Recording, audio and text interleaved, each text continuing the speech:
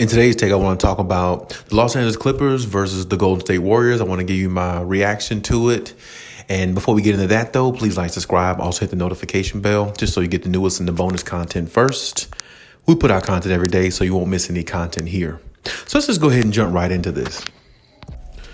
So when I think about this game right here, this was a game really, to me, honestly, it was predominantly controlled by the Warriors, even though the Clippers did have a lead early in the first half. I think they was up 20-24, I think 42-40 at one point.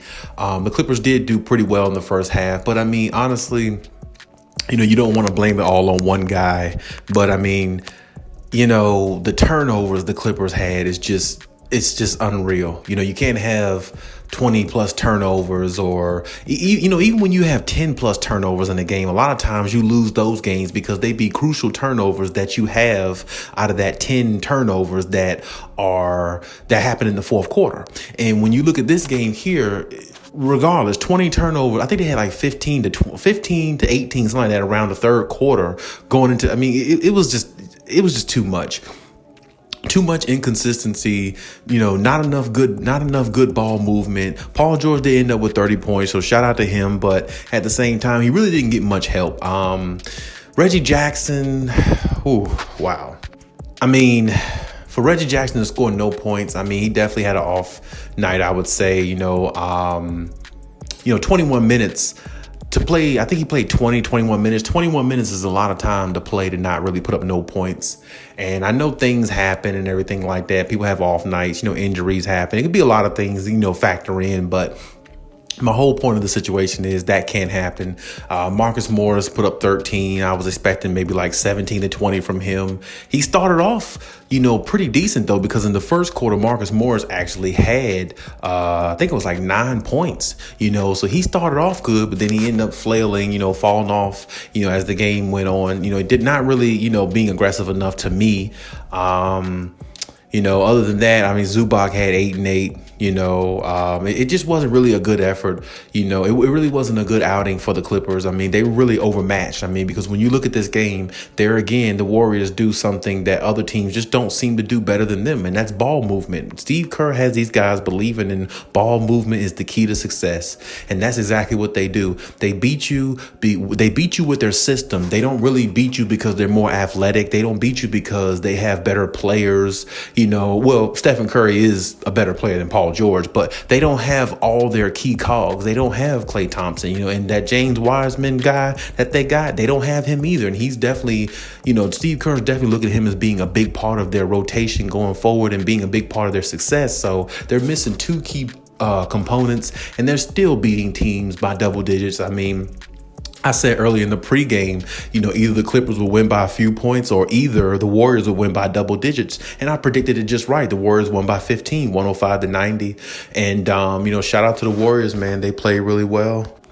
Stephen Curry just went and did his thing, and he had like 33 points. The biggest X factor, I think, of the Warriors so far this year has been Andrew Wiggins. Andrew Wiggins has really kind of revived his career with the Warriors, so I got to give him a shout out too. He didn't have the biggest of game. I think he had like 12 points or something like that, but he does play both ends of the floor, so you definitely got to give him credit there as well. But to me, the X factor for the Warriors really was Otto Porter Jr. I think he came off the bench and had like 18 points. That's huge, having a contribution like that with one player coming off the bench. And Otto Porter was a starter in this league at one time, I think, for the Wizards. So, shout out to him for having a really good game and, putting it together, at the time when the Warriors need it. And then when you look at the Warriors, that's what it seemed like they've been doing all year.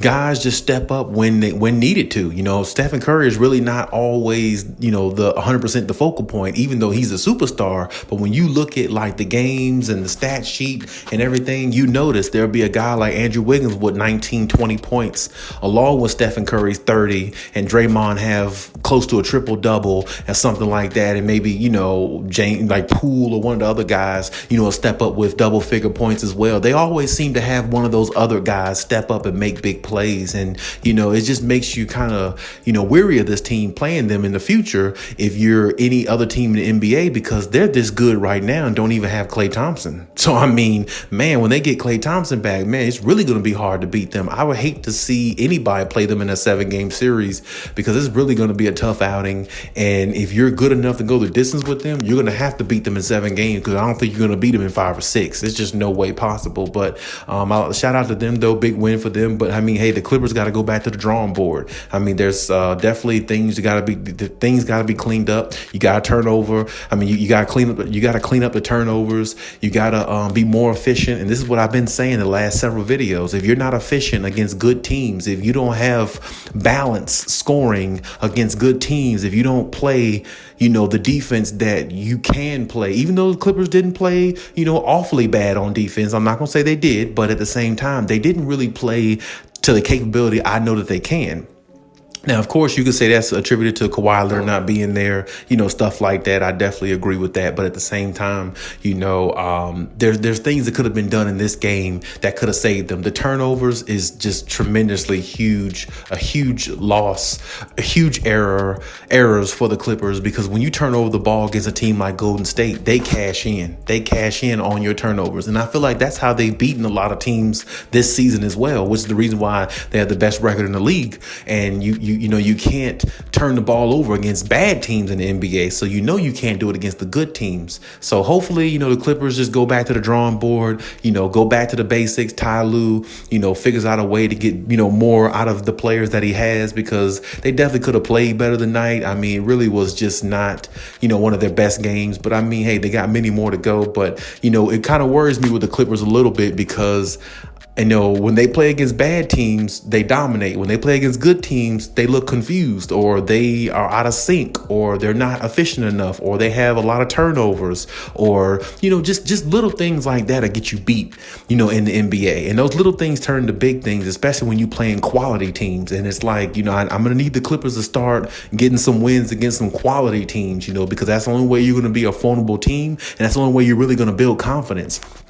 If you beat up on a team like the Pelicans, which I think that's who they play next, which they actually lost to the last time, that's good, because you build confidence, but you build more confidence beating teams like the Warriors, the Lakers, the Nets, the Bucks, teams like that, teams that kind of premiere, the Miami Heat, the Bulls, teams like that. You got to beat those teams. And I feel like, the Clippers are good enough to do it, but can they do it? I'm not sure.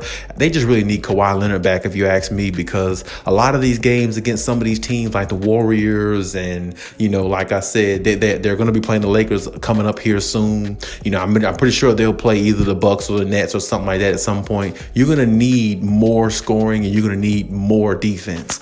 And if you can't get that out of the guys, off the bench, and everybody to contribute the way they're supposed to, you're going to lose a lot of games that you feel like you have an opportunity to win, because the other team is just playing their style of basketball, and they're playing it in a better fashion than you are as the Clippers. And that's something that Ty Lue's going to have to implement to the guys and get them, all on the same page, mentally thinking that, because if you don't think it and believe it, you're not going to go out there and put it on display. You have to go out there. You have to believe that you're as good as the team on the floor, and you have to play like it and put it on display. And that's not what the Clippers did tonight. And that's okay. I mean, like I said, they got plenty of other games to go, but this was definitely one of those big tests for them, as I said earlier in my other previous video that I made earlier today. And they failed the test. I mean, that's just no other way to look at it. They flunked it. They failed it.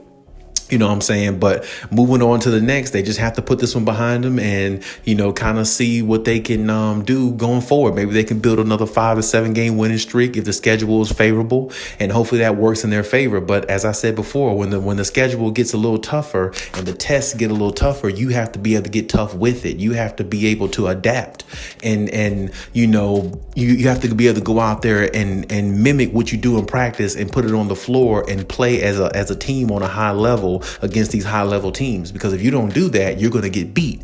And that's the reason why the Warriors won today. And like I said, shout out to the Warriors. They played a good game, as they always do, especially this season. And shout out to the Clippers, man.